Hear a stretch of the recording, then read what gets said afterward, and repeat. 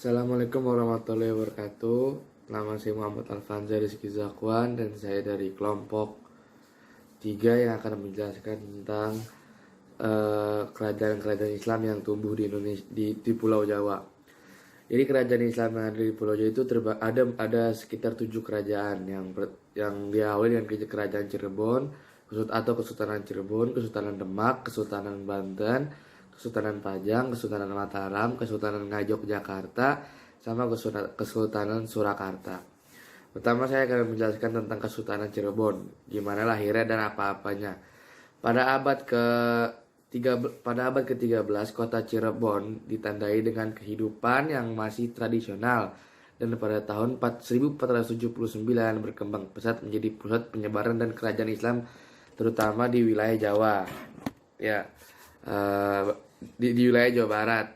Kemudian setelah penjajah Belanda masuk dibangunlah jaringan jalan raya darat dan kereta api sehingga mengalami perkembangan industri dan perdagangan. Lalu yang kedua ada Kesultanan Demak. Kesultanan Demak merupakan kesultanan yang dimulai dari pendirinya itu Raden Patah yang mendapat gelar Senopati Jumbung, Ngabdur Rahman Panembahan Saidin Patagamia. Nah, kerajaan ini bentar Pak ya. Mana tadi? Kesultanan ini sebelumnya merupakan keadipatian dari Fazal dari kerajaan Majapahit. Lalu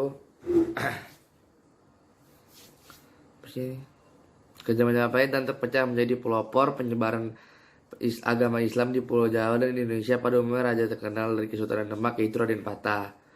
Lalu ada Kesultanan Banten. Kesultanan Banten adalah sebuah kerajaan Islam yang pernah berdiri di Tatar Pasundan, Provinsi Banten, Indonesia berawal sekitar tahun 1526. Ketika Kesultanan Cirebon dan Kesultanan Demak memperluas pengaruhnya ke kawasan pesisir barat Pulau Jawa dengan melakukan beberapa kawasan pelabuhan, kemudian menjadikannya sebagai pangkat militer serta kawasan perdagangan sebagai antisipasi terrealisasinya perjanjian antara kerajaan Sunda dan Portugis tahun 1522 Masehi. Lalu yang keempat ada Kesultanan Pajang.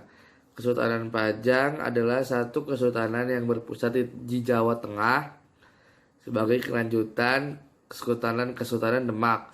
Kompleks keratonnya pada zaman ini tinggal tersisa berupa batu-batu, batas-batas saja, fondasinya saja yang berada di perbatasan Kelurahan Pajang sampai Kota Surakarta dan Desa Makam Haji Kartasuro, Sukoharjo.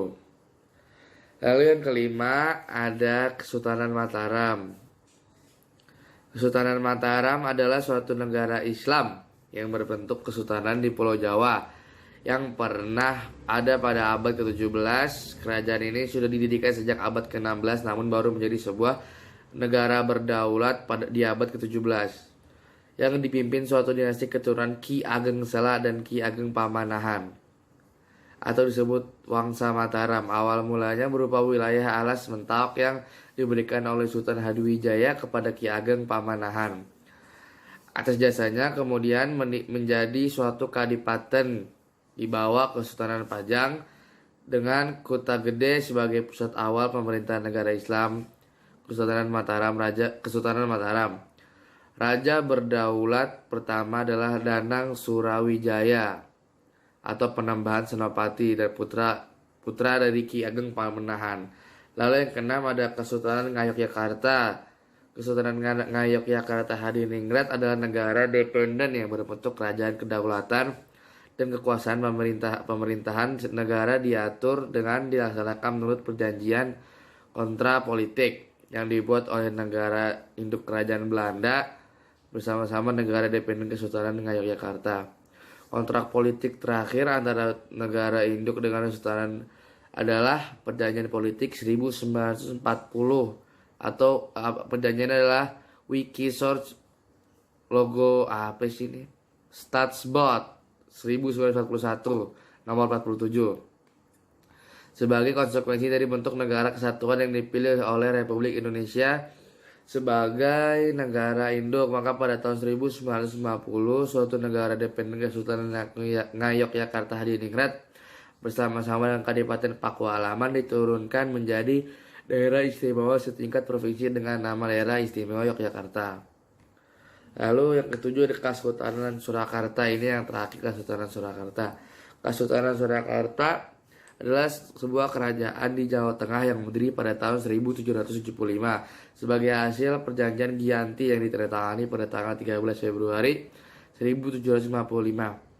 Perjanjian antara VOC dengan pihak-pihak yang bersengketa di Kesultanan Mataram, Sunan Pakubuwana III dan Pangeran Mangkubumi. Tersebut mereka membuahkan kesepakatan bahwa Kesultanan Mataram dibagi menjadi dua wilayah, yaitu Kesultanan Surakarta dan Kesultanan Yogyakarta. Lalu di Kesultanan Cirebon ditandai dengan kehidupan yang masih tradisional dan pada tahun 1479 berkembang pesat. Jadi mereka itu kesultanannya ini tuh awalnya tuh masih kehidupan tradisional. Pada tahun 1479 mereka baru tumbuh pesat perkembangannya. Lalu kalau Kesultanan Demak ini dimulai pendirinya ini kan Raden Patah yang mendapat gelar Senopati Jumbung Abdurrahman Panembahan Saidin Panatagama. Kerajaan ini di sistem kerajaan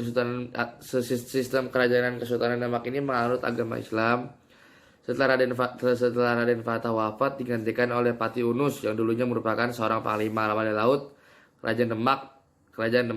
Lalu Kesultanan Banten menyebutkan bahwa Sunan Gunjati dan putranya ini meninggalkan Demak dan menuju pelabuhan Banten, pergi ke kota Banten Girang yang merupakan pusat pemerintahan daerah tersebut. Sistem pemerintahan Kerajaan Banten ini yaitu dipimpin oleh seorang sultan. Jadi disebutnya Kesultanan Banten karena dipimpin oleh seorang sultan. Lalu Kesultanan Pajang adalah satu kesultanan yang berpusat di Jawa Tengah sebagai lanjutan Kesultanan Demak. Ya berarti Pajang ini tuh lanjutannya Kesultanan Demak. Kompleks keratonnya pada zaman ini tinggal tersisa berupa batas fondasinya saja. Jadi udah nggak ada bentuk istananya apa-apa, tinggal fondasinya aja. Jadi cukup sekian presentasi dari saya dari kelompok 3 yang menceritakan tentang kerajaan Islam di Pulau Jawa. Untuk lebih lengkapnya